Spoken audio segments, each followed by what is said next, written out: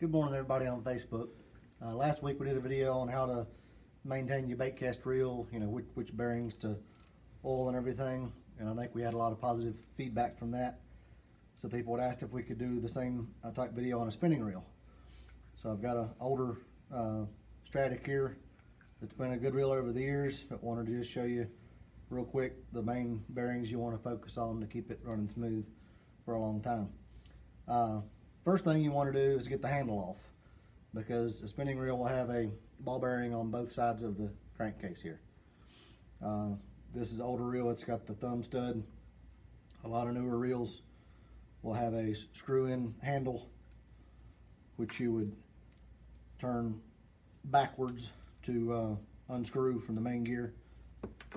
But anyways, just get the handle off there, and you'll see we've got a bearing on that side and a bearing on this side, and you can actually see the bearings in there on most reels, especially if they don't have shields. But just one or two drops is plenty. We don't want a lot. So that takes care of those two bearings. Now your third bearing is the main one that this whole rotor spins on, right there. So you got to take your spool off.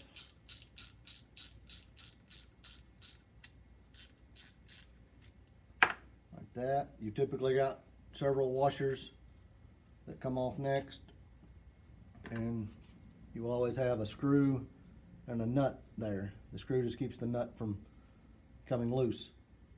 So the screw first. Need a 12mm wrench, regular threads, and your rotor will come off. Some reels you'll be able to see the bearing right after that. A Shimano typically has the anti-reverse or one-way bearing on top here, and you do not want to oil that. So we want to take it off first for a Shimano. There it comes. And it even says from Shimano, if you'll see, if she can zoom in, no grease. It has to be dry. If it gets oil or grease in it, it will start slipping and your anti-reverse won't work. But right there, you can see is the main bearing of the reel that the rotor spins on. So one or two drops there.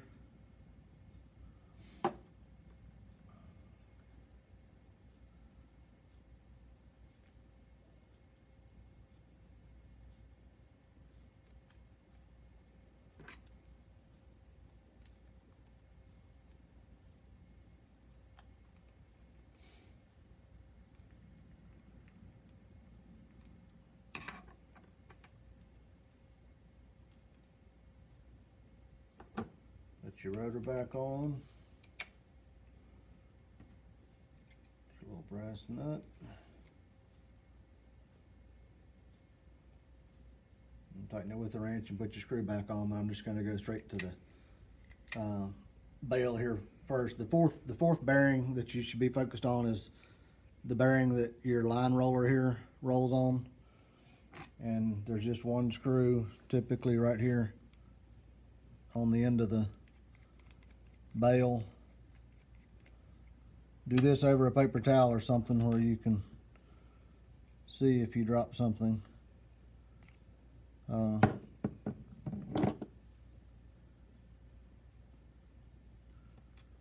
right there inside that collar is the bearing, and you want it spinning smoothly because that's what compounds your line twist.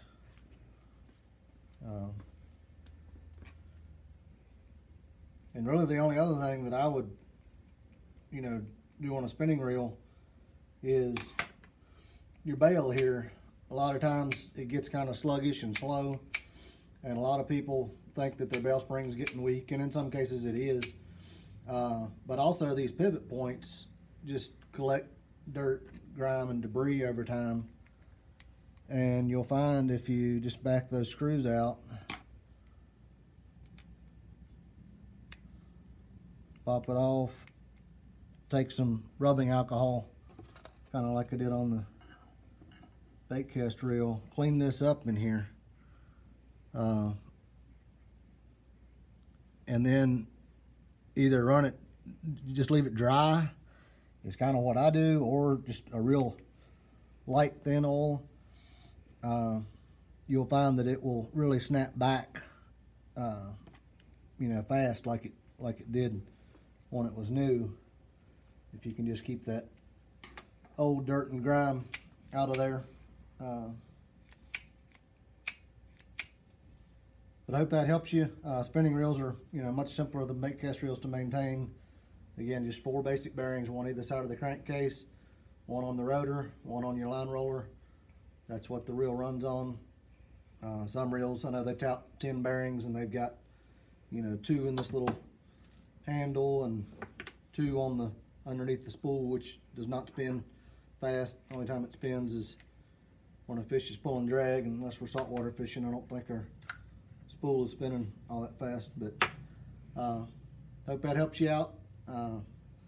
Feel free to call us or message us if we can help you. Thank you for watching.